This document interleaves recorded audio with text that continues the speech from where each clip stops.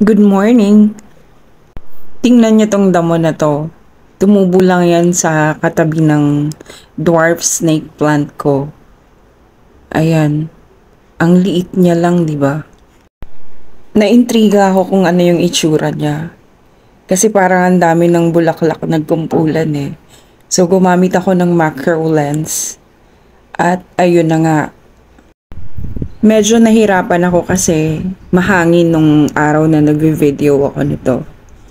So, alam mo naman pagka nagve-video ka or kumukuha ka ng photos, ang hirap mag-focus kapag mahangin. Kasi hindi mo makukuha yung sharpness ng subject mo. Lalo na pag usapang macro photography. So, ayan na yung flowers. Ang cute, 'di ba? White lang siya, pero yung iba nagpi-pink.